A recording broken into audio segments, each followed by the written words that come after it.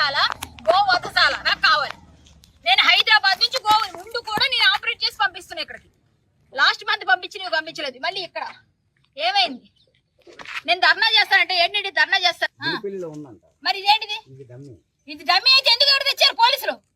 పోలీసులు ఇక్కడికి ఎందుకు పంపించారు?